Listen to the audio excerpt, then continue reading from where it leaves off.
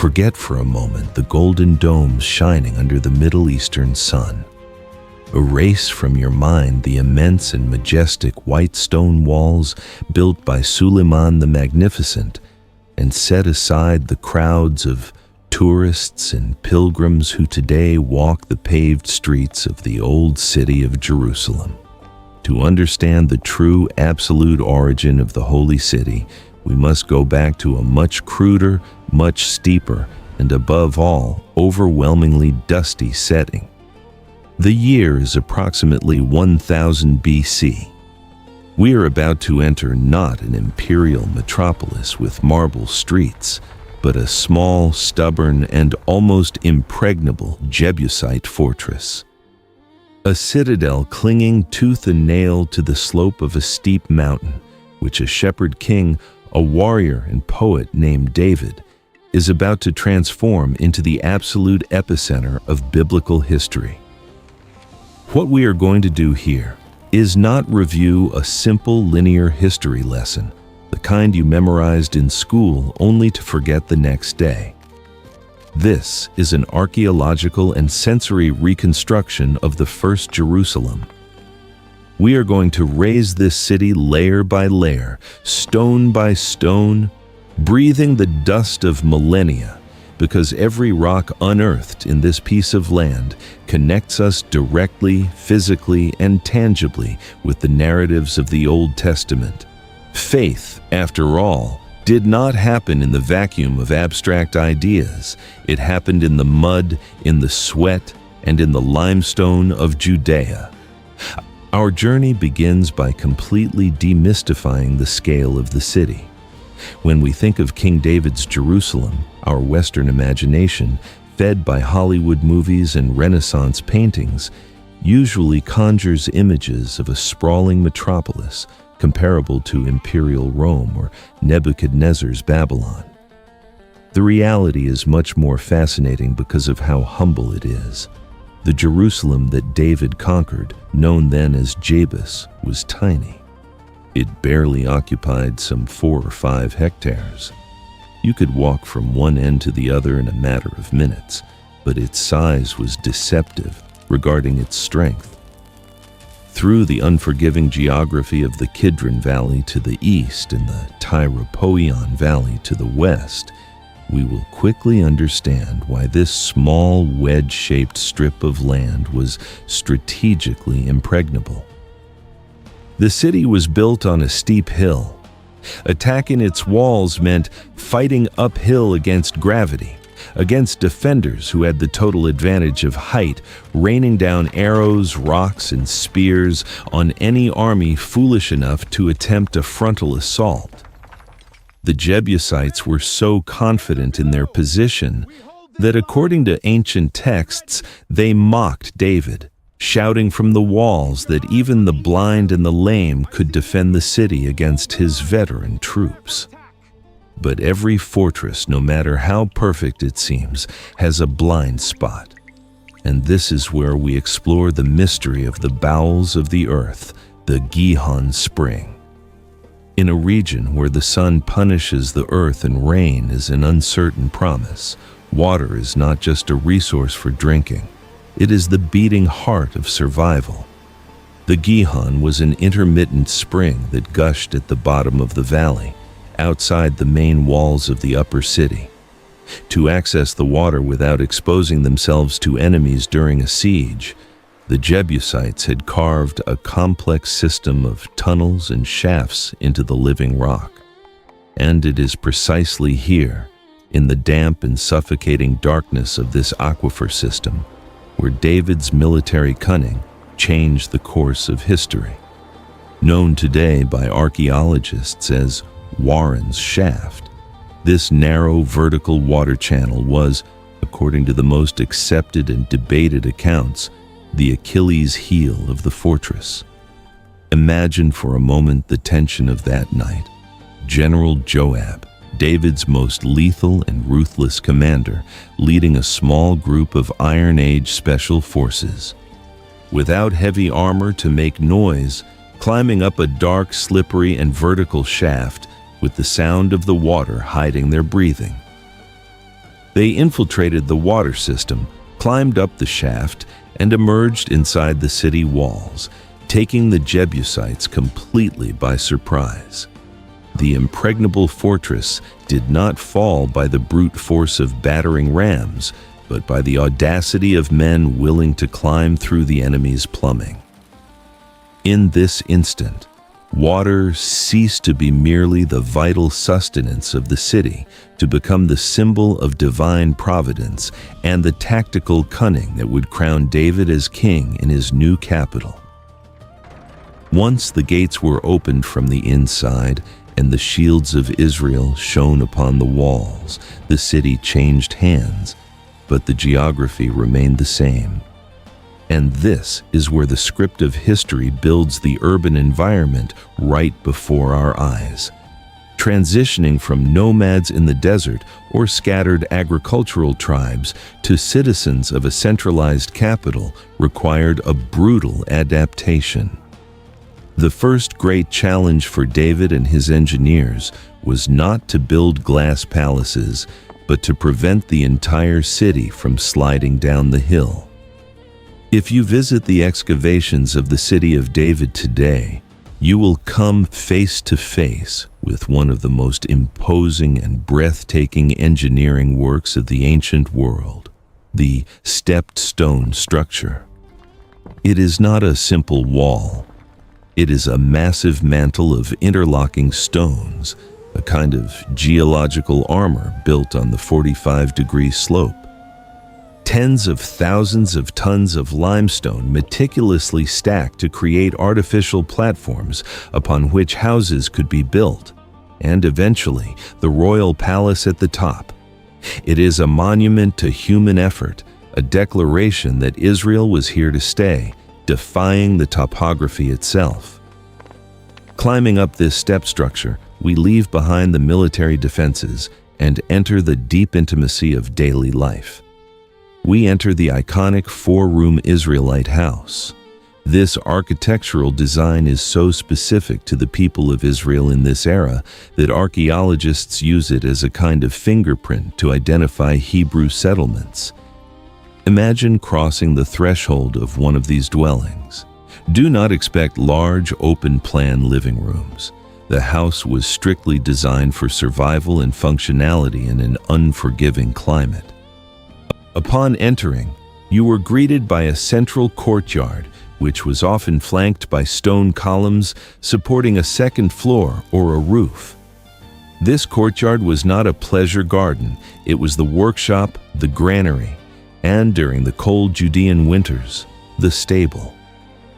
Yes, the beasts of burden, the sheep and the goats shared the first floor with the family. Their body heat rose to the upper rooms, functioning as a primitive but effective central heating system. On the sides of the courtyard were elongated rooms used to store jars of oil, wine, and grain. At the back, spanning the width of the house, was the main room, the core of family life where they slept and safeguarded their privacy. The walls, built with roughly hewn fieldstones and bound with mud mortar, tell us a story of vulnerability and adaptation. In the time of Jesus, 1,000 years later, we would speak of mud brick houses that washed away in torrential rains, illustrating the parable of the foolish man who built on sand. Here, in David's time, the limestone offered more resistance, but the cracks allowed the passage of the freezing winter wind and the suffocating summer heat. But if there is one architectural element that defines life in the ancient Middle East, and which played a crucial role in David's story, it is the flat roof. The roof was not simply the lid of the house, it was the most important room, the true main living area of the family. Built with heavy wooden beams covered with branches, reed mats, and a thick layer of mud tamped down with stone rollers, the roof had to be constantly maintained to prevent leaks. During the scorching summer days, the interior of the house was a dark and suffocating oven. Therefore, at nightfall, when the cool breeze from the Mediterranean Sea managed to slip over the Judean hills, all of life moved up to the roof. There, figs and dates were dried. There they conversed. There they slept under the stars. And it is precisely on one of those flat roofs where the course of biblical history took a tragic and monumental turn. Visualize the royal palace built in the highest part of the city, at the top of the stepped stone structure. Its elevated position not only gave David a defensive military advantage, but an uninterrupted view of the courtyards and roofs of his subjects' houses, which descended in terraces down the hillside. It was on a fateful afternoon, after rising from his nap, when David was walking on the roof of his palace. The breeze was blowing. The king, who should have been on the battlefield with his troops in Rabbah, had stayed behind in the comfort of his capital. And from that commanding height, he set his eyes upon a woman purifying herself by bathing in the courtyard of her house below. Bathsheba. The very urban design of Jerusalem, its stepped construction, was the silent accomplice to the gaze that unleashed adultery, the murder of Uriah the Hittite, and the moral fracturing of the house of David. Architecture and morality are tragically intertwined in the stones of this city. If we look away from the roofs and look down toward the ground they walked on, we discover another layer of daily reality. The floor of these houses was not paved with beautiful polished slabs. At best, it was packed earth, tamped down by generations of bare feet and leather sandals, mixed with ash and lime to harden it and keep insects away. Living with dirt floors meant living in a constant battle against dust. Any small object that fell to the floor, a bone needle, a necklace bead, or more dramatically, a coin or a piece of silver, disappeared instantly, camouflaged in the darkness and dirt. To find it, one had to light a lamp in broad daylight and frantically sweep every corner, raising clouds of suffocating dust. This physical reality, this small domestic drama of losing something valuable in the dirt of the home, would be used centuries later by Jesus in the parable of the woman who loses a drachma. Although separated by 1,000 years, the dirt floor of the Israelite house remained the same stage of frustration and joy upon recovering what was lost. As we move from the intimacy of the houses toward the public heart of the city, the focus shifts from domestic urbanism to ritual, legal, and political life. And no place was more important for this than the city gates. In our modern world, a gate is simply a place where you enter or exit. In ancient Israel, the city gates were the equivalent of the main square, the shopping center, the city hall, and the Supreme Court, all rolled into one. Because the city of David was heavily fortified, the space inside the walls was extremely limited and valuable. There were no large open squares inside. Therefore, the area just inside and outside the main gate, which often had a complex structure of guard chambers, became the natural meeting point. Everyone who entered or left had to pass through there. Merchants spread their rugs to sell pottery, spices, and grain. Prophets raised their voices to warn the people. And most crucially, it was the place where justice was administered. The elders of the city sat on stone benches in the alcoves of the gate to hear disputes over land boundaries, unpaid debts, and crimes.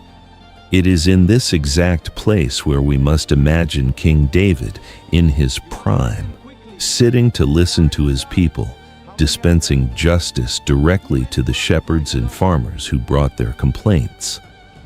But the gates were also the perfect stage for political treason. It was precisely at the city gate where Absalom, David's handsome and ambitious son, executed his slow-motion coup d'etat. The texts tell us that Absalom would rise early and stand by the road to the gate. To every man who arrived with a lawsuit for the king, Absalom would call out to him, place his hand on his shoulder, listen to him with feigned empathy, and whisper the seed of rebellion. "See, your claims are good and right, but there is no one deputed by the king to hear you. If only I were appointed judge in the land." With handshakes and calculated kisses at the city gate, Absalom stole the hearts of the people of Israel, proving that populist politics is as old as the stones of Jerusalem. The rhythm of the city, noisy and full of intrigue during the day, changed drastically when the sun disappeared behind the western hills. At nightfall, David's Jerusalem plunged into a darkness that we, in our electrified world, can barely comprehend. The ancient night was absolute, dense, and dangerous. The only resistance against the shadows were the small, rustic oil lamps of the Iron Age. They were humble objects, simple clay saucers pinched at one end to hold a linen or wool wick, filled with a little cold-pressed olive oil. The light they emitted was weak, flickering, and smoky, casting long, misshapen shadows against the irregular stone walls. But it was by the light of these small flames that the unbreakable identity of a kingdom was forged. In the dusty courtyards and closed rooms after an exhausting day of plowing the hard earth of Judea, fathers sat with their children. There were no printed scrolls or public libraries. Education was intimate, oral, and repetitive. By the light of those oil lamps, fathers began to recite and orally transmit the psalms that their warrior king composed to the sound of the harp. Imagine the murmur of voices in the Jerusalem night, hundreds of families reciting in unison, "The Lord is my shepherd, I shall not want." The king was not only fortifying the city with stone walls, he was building a much more impenetrable fortress in the minds and hearts of his people. He was unifying 12 disparate tribes, often embroiled in internal disputes, through a shared theology, a common poetry, and centralized worship. And speaking of centralized worship, the rhythm of our journey becomes much more contemplative as we delve into the event that forever changed the destiny of this mountain, the arrival of the Ark of the Covenant. Until that moment, Jerusalem was an astute military conquest, a neutral political capital chosen by David because it did not belong to any particular tribe, thus avoiding jealousy between Judah and the northern tribes. But it was not a holy city. God, according to the mindset of the time, did not dwell there. Everything changed the day David decided to bring the most sacred object of the ancient world within its walls. The Ark of the Covenant, the acacia wood chest overlaid with gold that contained the tablets of the law given to Moses, had been wandering almost in exile for decades. Its transfer to Jerusalem was a spiritual earthquake. We can almost hear the roar. It was not a silent procession. The city was filled with a deafening noise. Ram's horns, silver trumpets, cymbals, lyres, and harps echoing against the narrow limestone walls. And at the head of the procession, the king. But not dressed in his bronze armor or in royal tunics lined with purple, but wearing a simple linen ephod, the garment of a common priest. David danced with all his might, spinning and leaping before the ark in a state of spiritual ecstasy, deeply scandalizing the nobility. His wife, Michal, daughter of the former King Saul, watched him from a window, despising him in her heart for degrading himself to act like a commoner in front of the servant girls. But in that moment, David was not acting like a distant monarch.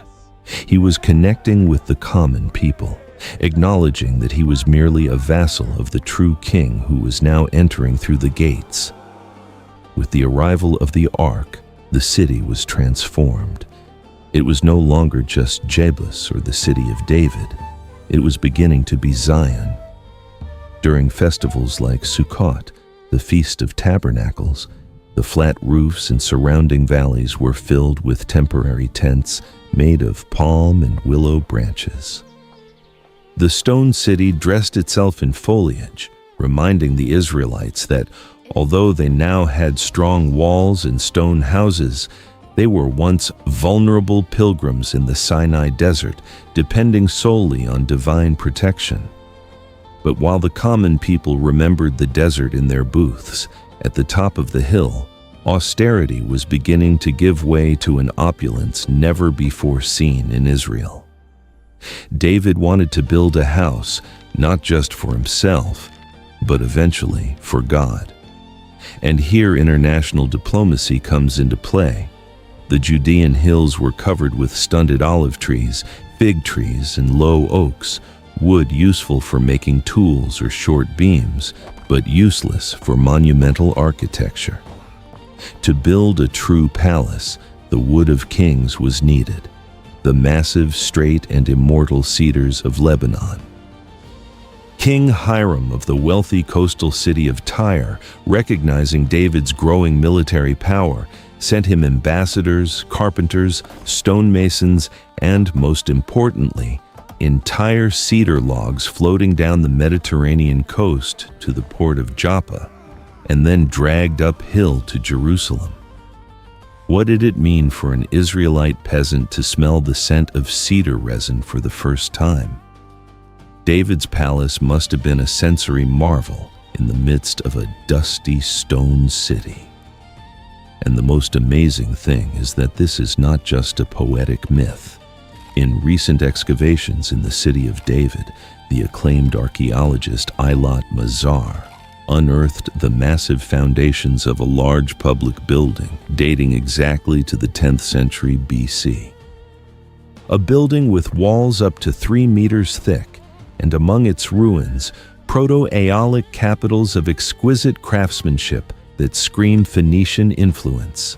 For Mazar and many others, the modern excavator's spade has struck directly against the pages of the second book of Samuel. They have touched the stones of King David's palace. Inside this palace, we explore one of the most profound concepts of ancient culture: the table and hospitality. In the ancient Middle East, sharing a meal was not simply ingesting calories to survive. Sitting at someone's table, breaking flatbread baked in ashes, dipping it in the same dish of olive oil, and sharing a piece of roasted lamb was an unbreakable pact of peace, loyalty, and mutual protection. Eating with someone virtually made you their blood brother for as long as digestion lasted. With this in mind, the story of Mephibosheth acquires a heartbreaking depth.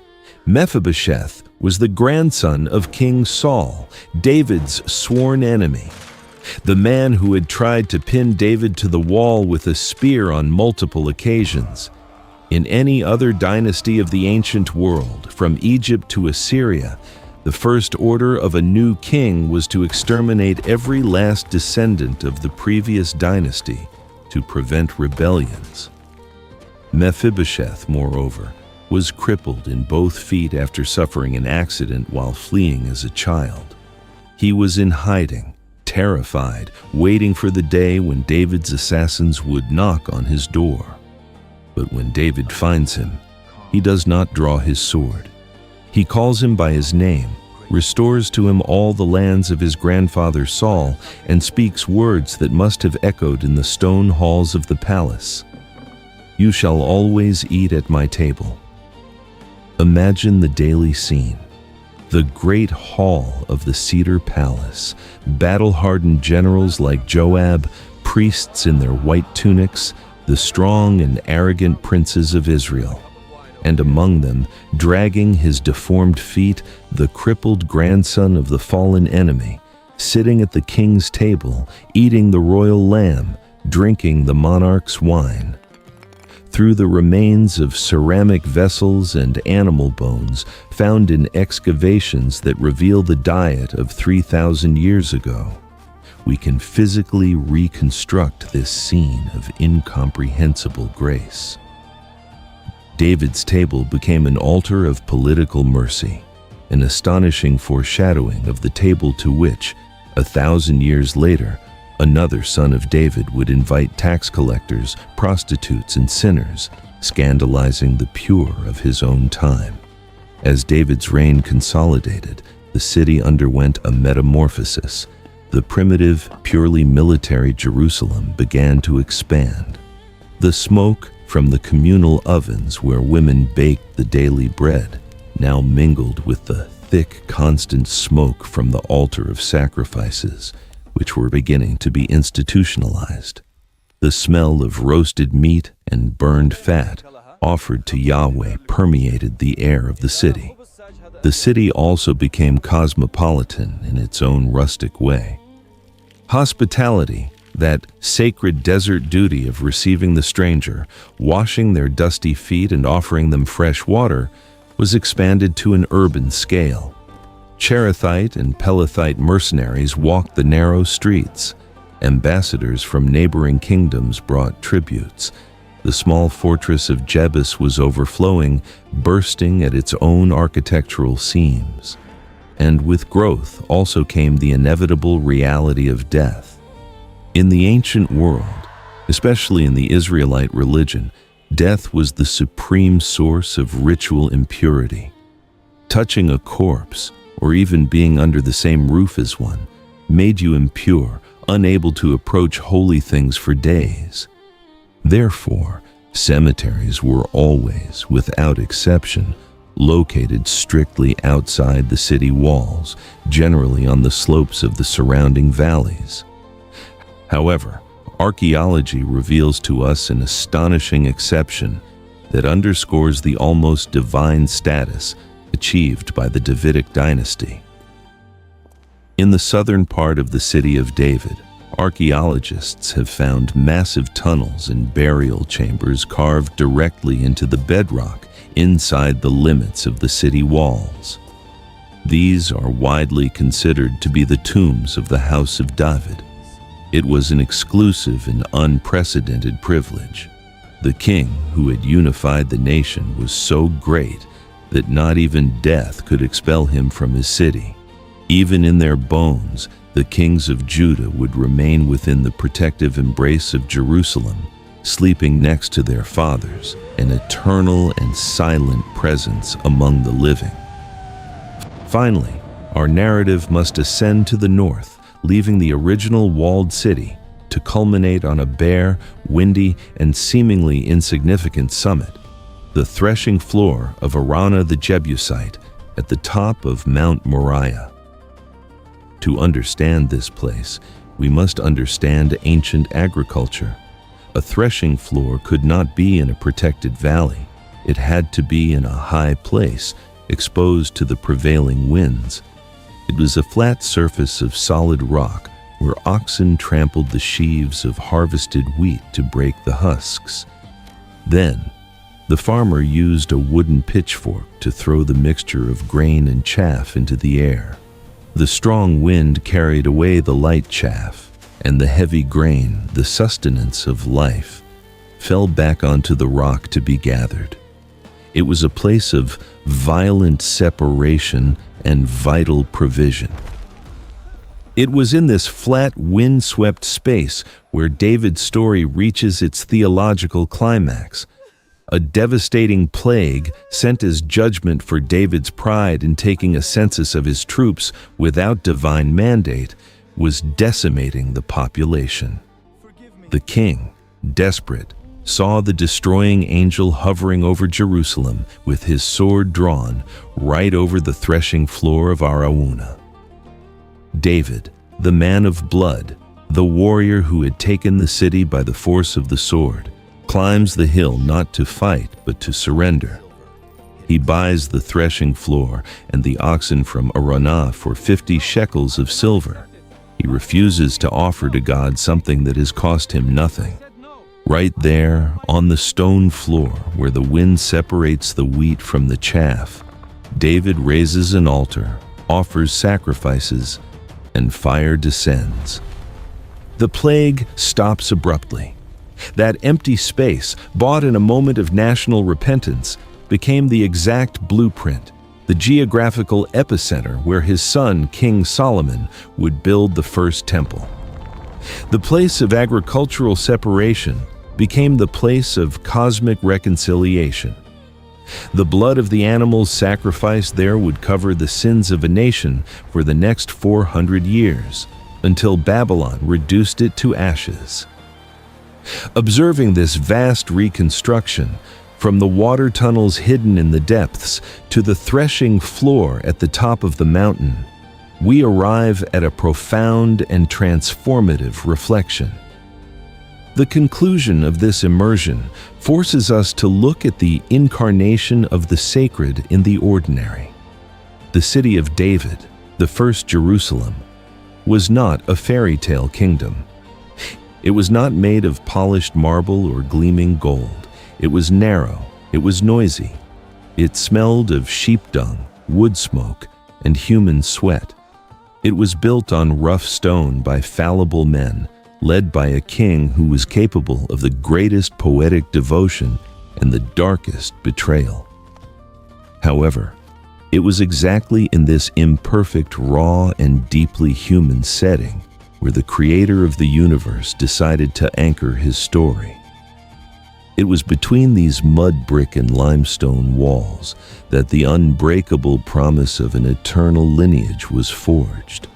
A promise that would culminate in a descendant who would not be born in a cedar palace, but in an animal feeding trough, and who would die not in a royal bed inside the walls, but on a Roman cross outside them.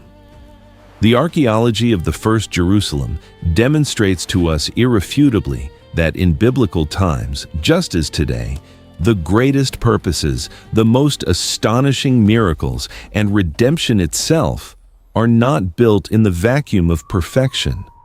They are built from the mud, from the rough stone, from repentance, and from the amazing and messy reality of daily life.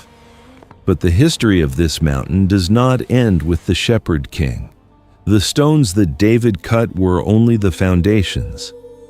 What his son Solomon was about to build upon that windy threshing floor would elevate Jerusalem from a tribal fortress to one of the architectural wonders of the ancient world, bringing a golden age, but also planting the seeds of unimaginable destruction. How could an empire of peace and pure gold crumble in so few generations? That is a story buried under a completely different layer of ash. And it is exactly what we will discover next.